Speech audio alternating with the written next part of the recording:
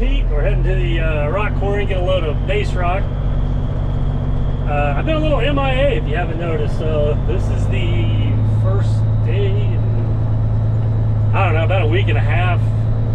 Been almost 2 weeks since I've worked, so I've been down here at the shop doing a little bit, but it's been extremely cold. And then we've had snow and then rain. It's kind of raining this morning, but it's 40 degrees, so that is nice. It is much warmer than what it has been. I'm gonna stop and get the gate here in a minute, but yeah, it's been like, I don't know, there was a week or so there it didn't get above 10 degrees, and then it was down at like -8 and 5 at night, and had snow. So yeah, I've been at the house a lot. So, but today, so I'll jump out and get the gate real quick, but I'm gonna deliver a load of rock first. It's supposed to start raining again after lunchtime to where I built that pad. The guy got his shop up.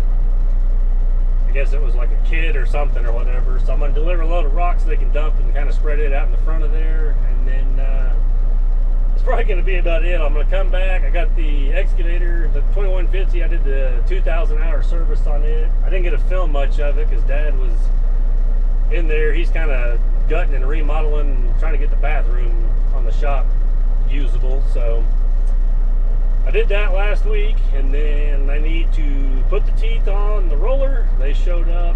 I got the bed extension I need to put on the Hydrema, and then do the service on the loader. So if we get back and he's not making a bunch of racket, we will work on some of that. So we'll just pick it back up when we get there. Well, what do you know, the quarry does have a little bit of rock left after my big parking lot job. That was kind of the joke of a few people, since we hauled like 200 and some odd loads in there. So yeah, I haven't even been out here. It's probably been 4 months maybe. I don't even know when. Maybe summertime, since I have Brian do all my hauling for me anymore. So yeah, they got a nice big stock of base rock here. So I don't think they're real busy today. It doesn't look like. They've been moving some stuff around. I got some sand now. There's all their riprap. They actually call it gaby in here, but it's basically riprap. So, well, the big loader guy's waiting on me, so we'll get pulled up here and they can load me up. Well, I told them, I don't know, 17 or 18. I got 16.22, so that'll work. So I will drop the old drop axle and make our way to the job site. This is one of the big asphalt plants right here next to the quarry, and they will haul like millings and stuff over here, but like if I dig them out, I don't think they really care to take them. It's kind of weird, like they only do their own recycle and hauling back or whatever. But so yeah, that's that. And they just built their new office over here. So, and I was going to mention too, I forgot how much nicer this truck drives with this drop axle. I guess since it's got airbags on it or something, but it's a big difference when you got this axle down. So I kind of like it. So, and I'll get him kind of figured out on hauling a little more rock, but this will work. Really just 16, 17 tons probably all I was going to need for what I'm working on today. So make our way over there and check out this guy's shop when we get there.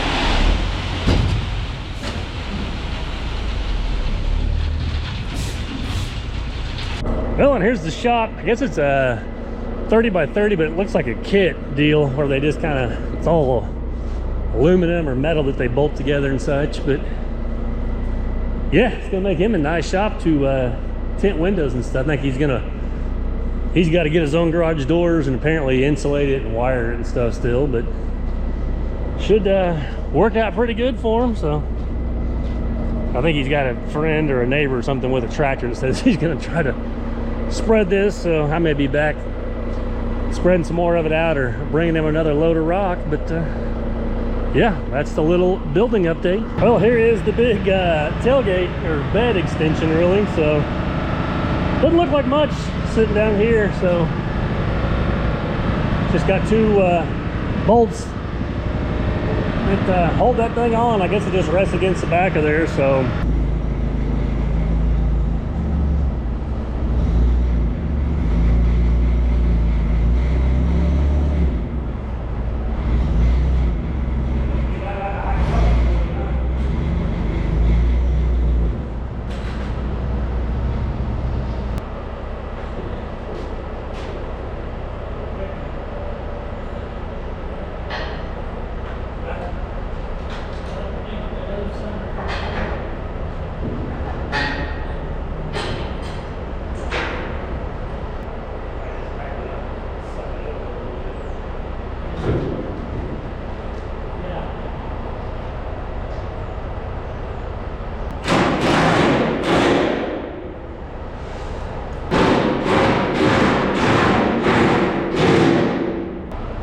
well, there's not much to it, so but you can kind of tell that angle of it too. It just kind of flattens the bed out instead of cutting off, so it'll probably gain you, I don't know, another 12 or 16 inches or whatever of kind of bed length. But if I can maybe, it's hard to say, maybe get a couple more buckets before it runs out of the back. So yeah, it's probably kind of anticlimactic for a lot of people when I was told tailgate or bed extension, but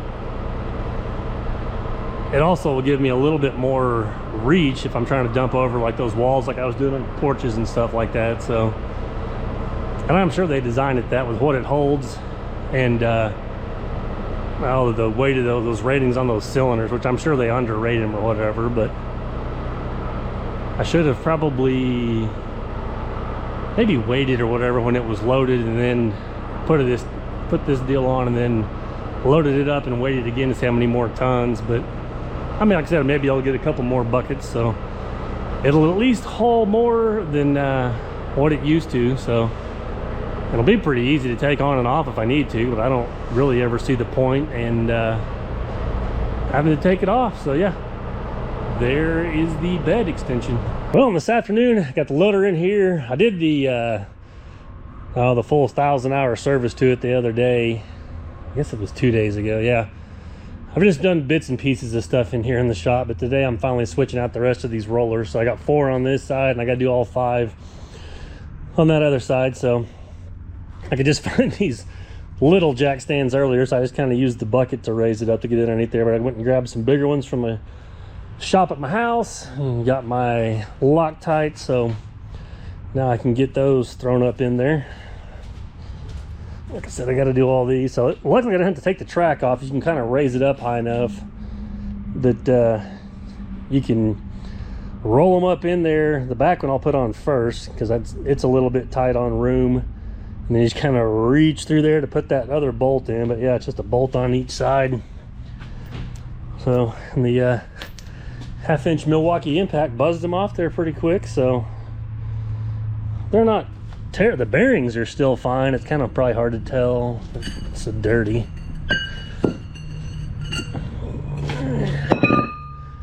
But the biggest thing is the metals just, I don't know if you guys can kind of see that lip. That's normally not there. And then like this one's, you can kind of tell how it's not 100% round, so they're just a little worn out compared to which these new ones have been sitting in here for months. So, but you can see here there's no lip or whatever, and then they're a whole lot thicker around. They're not really the lightest things either. And like I said, it's kind of hard to tell. Yeah, you still can tell with it being as rusted as it is, but it's maybe, I don't know, not quite half of the thickness of that. So Yeah, these are the original rollers. They got 10,035 hours on them. So this is the last part of the undercarriage that was original. I've done 2 or 3 sets of sprockets. I think I've only done one on the rears. Yeah, I've replaced the rears once, and I've done these fronts twice, which I've got another one. Somehow ended up with another new one over here, so I think one of them started leaking or something up inside there. That's why I just replaced the one. So yeah, these are I doubt, which I probably won't even get another 10,000 hours out of this machine unless I just run it for another 14 years. But I don't know if these new rollers will last quite as long as these old ones, so, but we'll see.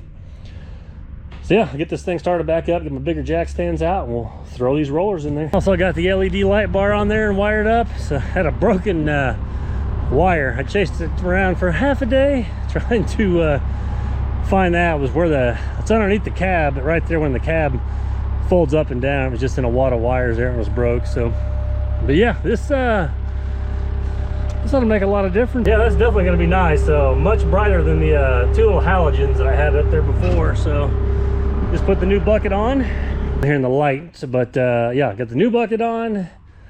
Completely did 1,000-hour service, even though it's the 10,000-hour mark. So, but I changed all the fluids, all the filters. I cleaned the inside of the cab out. I took the air conditioner vents apart and blew out all the evaporators and junk in there and kind of detailed it up. Fixed a bunch of wires and taped them up. I didn't film any of this because Dad was also been in here working and kind of making noise. He wanted the radio on and different things like that. So I kind of get sidetracked doing some of my maintenance too, because it's not the best camera angles or whatever. So yeah, you guys just didn't get to see all of that. But so new bucket, got the light fixed, got all the new rollers. That one's the one I replaced over the summertime. Changed all the fluids, did all the hydraulic fluid in the tank. I think it's 17 gallons in there. I use 1030 motor oil, so it calls for 1030 oil. I think it's actually supposed to be for diesel engines, but I have no idea what the difference between diesel and gas is. So I'll just use the SAE 10W30 is all I've ever put in there. So that's all I've ever done, so I'm not switching it over to the diesel stuff. All new antifreeze, 4 gallons of that, 3.5 gallons of oil. I run the Rotella 1540 TW, or the T5 mix. I do the T6 in the 2150, but the T5s and everything else. So, and I need to build some bigger or better shelves. I got 2 sets of filters for each machine that I like to have on hand. And for somehow I had 5 sets of oil filters and hydraulic filters for the TL250 here. And those are also the same size hydraulic filters for the 260, and then obviously the bigger ones for the 2150. So then I got oil and fuel filters. These are what the pilot line filters, which is up underneath the cab. I think I've showed that before in a service. It just goes to the joysticks. And then these are the EMR stuff is for the 260. Those are the cab filters. And then these are the oil and water separator and fuel filter for the 2150. And then all my air filters there. I think I got 3 sets of air filters for each machine. I got 2 for the dozer. So yeah, my shelves are about full, and all my teeth are down there, and they're kind of somewhat organized. The 230s are there, and then the 156 is everything that goes on the 260, and then these are the ESCOs for the 2150. And then yeah, no set of diamond blades. So kind of got that done. Like I said, I don't know if I've showed. Dad gutted the bathroom and started kind of framing in some more of the walls. Now we got to figure out where we can find the septic tank on here. So oh, that was the only other thing. That is the water line coming from the well over there, and that was, it went to the hot water heater, and then it also went around or something and had the hose spigot or whatever to run the hose. So I don't have any water down here right now to wash this thing off. So I may try to rig something up and just put on the end of there where I can hook my power washer up tomorrow, and because this thing desperately needs to be washed. And I'm thinking real seriously about, if it keeps with the crappy weather, to go ahead and just repaint this thing while I've got it in here, because I painted it in 2017, or at least the red part, but you can tell I used I had them color match some rattle can. It's really faded out, and then obviously I've rubbed up against some stuff, so I think some of that was from when I got the I got it stuck with the diamond mower. So I've never painted the arms or the cab, so you can tell it's pretty faded out. I mean, I may even just be able to wax that and kind of get some of the shine back to it. But I painted the red and down, like, I guess we'll call them the fenders, and then I redid all the tracks and such. And then I painted the back, at least the hood. But yeah, you can't, I don't know what I got. I think it was, I hooked some bob wire or something and got up against there a couple of years ago. So yeah, this is the real bad side. So yeah, I would love to get this thing repainted, because it's been driving me nuts that it's all faded and it just looks pretty dated. So we may do that here in another week or two. Like I said, it's supposed to be sunny for 4 days next week, and then it starts raining again. So that's the problem now. It's so wet and muddy everywhere. The stuff I've got, I either couldn't get into the property or I just do more damage to it. And I got 2 basements I need to start on, but they don't even have them pinned or placed on the lots yet, and I don't think they're going to anytime next week. So I don't know, I do have some brush and junk like that to go burn and clean up a little bit. But that may be the next thing, is trying to I'm gonna make me like a little makeshift paint booth over there, because it's the smallest area. I can hang a bunch of plastic, get this heat set up, and then probably go get me a paint gun that actually with air instead of the rattle can, because it'll hold up a lot better. But I figure, I mean, I might as well try my hand at that instead of trying to pay someone to paint it. It may not be the best paint job, but be something I could try to do on my own. So yeah, the loader got a lot of love this week and got a lot of little things on it kind of cleaned up, straightened up, and she should be ready to go for a few thousand more hours. Well, I came down here to the shop this afternoon because this was pretty much our first sunny, warm day in probably 2 weeks. I think it's like 45, which is almost the end of the day, but it's about 45 degrees, and it's kind of something I've been thinking that I wanted to do for a little while. I really need to put some more rock on here, because you can tell our lot is pretty much just all clay. There's very little base rock on here, but it is kind of been getting soft with the freezing and thawing. But my biggest deal is, I mean, the easiest way, yeah, would just be to come in here and just top coat it, but I don't like how it runs up this hill. It's actually about 4 foot higher where the trailer's at to that concrete pad on the back side of the shop. So what I would really like to do is come in here and just cut all this out that same grade. We could maybe even go up like a foot higher than the concrete back at the fence, just kind of notch this whole thing out here and drop the grade of the lot down. And I'd probably kind of do like I did on that big riprap job. I'd get almost over to the fence, and then I'd just make it pretty steep or straight up and down, and then put riprap on there, and then just drop the whole parking lot down. So I don't know, I figured up it's going to be about 3,000 yards from, I guess, from kind of the gate entrance over almost to the fence, and that's not taking out that one corner. So it'd be about 300 loads, 325 loads.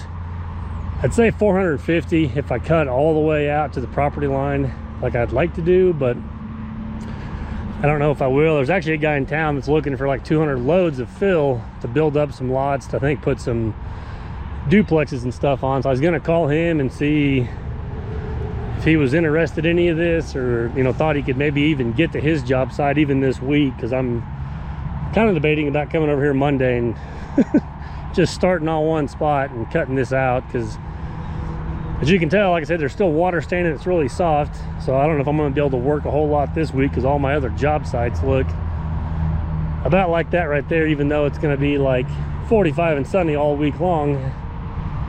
Kind of the stuff I've got on the schedule right now is I'm a little limited. So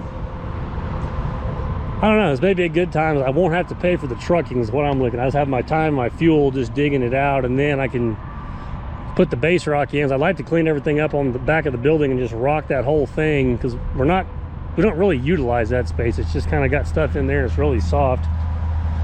Because I'd like to almost build like a little lean-to, probably just bring it out and then block off the north end, maybe leave the east and west sides open and put like our buckets and some of our other attachments that doesn't really need to be inside, but it'd be helpful to be out of the weather. I think that'd be a good spot just to come off the side of that building.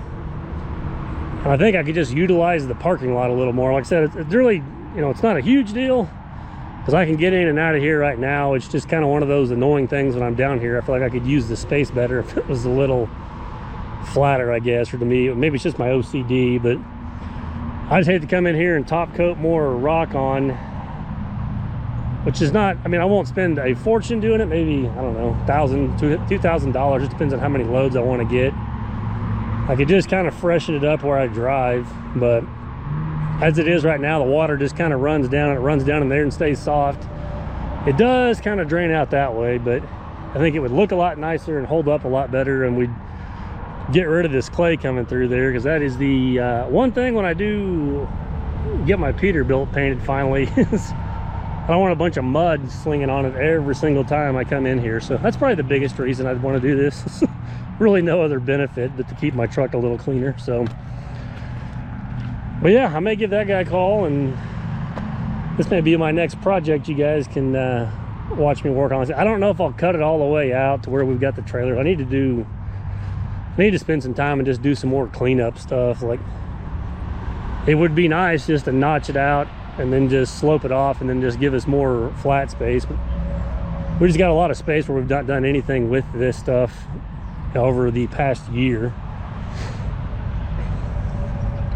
I think Dad's got all of his trailers parked there. We got some logs and some trash over there, so yeah, I could just notch all that out as well. The Connex box is on a concrete pad, would be the only thing, and that may be what I do, is just kind of get it somewhere close and then just try to slope it up there a little bit more. It'd be nice to have the trailers drop down, but I don't know, we got a lot of junk stored in there. We don't really, got some hand tools and stuff like that. We don't get in there very often, but I hate to tear it all out and tear that concrete pad out. I may be able to just kind of blend around it, because it's not as high up as what it is, you guys can't see with the sun, is in this spot right here. So like I said, for now I may even stop short of there. I mean, I really just got to drive kind of right through here is where I got to make the turn to fit my truck and trailer into the door, and then when I back out I just kind of drive up here. So I may even just concentrate on doing some of that. So yeah, like I said, this may be my next little